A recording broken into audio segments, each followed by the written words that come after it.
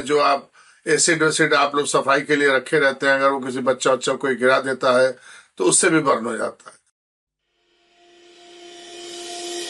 Doctor Sanjeev Sharma, plastic and cosmetic surgeon, heritage hospital Varanasi.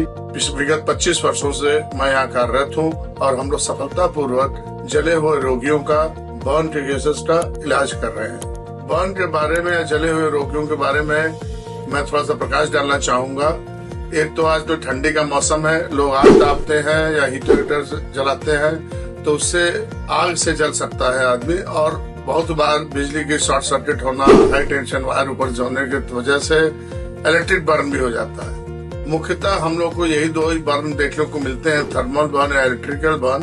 कभी कभी chemical burn भी हो जाता है, जो आप एसिड वेसिड आप लोग सफाई के लिए रखे रहते हैं, अगर वो किसी बच्चा कोई गिरा देता है तो उससे भी बर्न हो जाता है। तीनों प्रकार के बर्न बहुत ही खतरनाक होते हैं, मरीज को बहुत कष्टदायक होते हैं और इनसे बहुत सारी विकृतियां पैदा हो जाती हैं और कभी कभी जान भी जा सकती है अगर उचित इलाज न हुआ। इस विषय में मुझे ये कहना है कि जहाँ तक पहले थर्मल बर्न का मतलब आज से अगर आप जले हैं तो पहले तो तुरंत बच्चे को बहते हुए पानी के अंदर या बड़े को जो भी है उस पर पानी डालें कई बार, जिससे जो आग की गर्मी जो शरीर में गई है वह निकल जाए, बॉडी का टेम्परेचर नीचे आ जाए, जिससे उसके जलने की प्रक्रिया वहीं रुक जाए और ज्यादा नुकसान शरीर को न हो। और तत्पश्चात ऐसे रोगियों को कुछ विशेष प्रकार के इलाज की जरूरत होती है।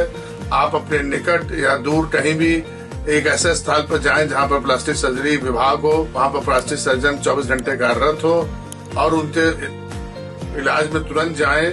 कभी भी जलने को, थर्मल बर्न को लापरवाही से न लें कि जल गया है ठीक हो जाएगा, क्योंकि यह शुरू के एक हफ्ते में अगर उचित इलाज न हो तो जानलेवा हो सकता है, और अगर ज्यादा जला है तो 2-3 हफ्ते बाद भी जान का खतरा हो सकता है। इसलिए इलेक्ट्रिक बर्न में कभी कभी तुरंत ऑपरेशन करने पड़ते हैं, क्योंकि उसमें बिजली के प्रवाह के कारण नसें, हड्डियां सब पर असर पड़ता है, तो उनको जरूरत पड़ती है कि पहले ऑपरेशन कर दिया जाए। इसके लिए भी आपको प्लास्टिक सर्जन की आवश्यकता पड़ती है। अतः हम आप सबसे ये निवेदन करते हैं कि अगर आपके आसपास कोई जलने की घटना घटे या आप किसी ऐसे रोगी के संपर्क में हो जो पहले जल चुका हो और जलने के बाद उसके हाथ पैर चेहरे में निशान हो या विकृतियां हो आ गई हो, टेढ़ा मेढ़ा हो गया हो, तो कृपया हम लोग से संपर्क करें। यहाँ पर बिल्कुल उचित दरों में अत्याधुनिक विधि से जले का इलाज हमारे यहाँ सफलतापूर्वक होता है और इससे विगत 25 वर्षों में सैकड़ों मरीज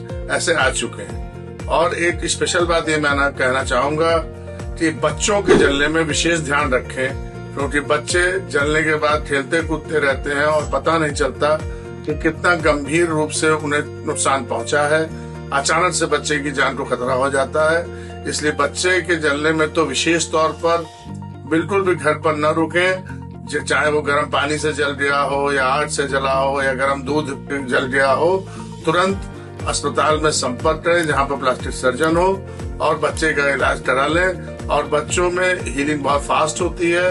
अगर एक बार आप अस्पताल पहुंच गए तो हफ्ते 10 दिन में बच्चे पूर्णतः ही ठीक हो जाते हैं। और अगर आपने इसका इलाज नहीं कराया तो उससे हाथ पैर में विकृतियां आ सकती हैं, उसके विकास में असर पड़ सकता है, जान को खतरा हो सकता है और बाद के इलाज में ज्यादा पैसा और ज्यादा समय खर्च होता है। इसलिए जो भी ऐसे रोगी को जानता हो या उसके सामने कोई घटना घटे, तुरंत आप संपर्क करें ऐसे अस्पताल में जहां प्लास्टिक सर्जरी विभाग द्वारा जलन और जले हुए रोगियों का इलाज किया जाता है। धन्यवाद।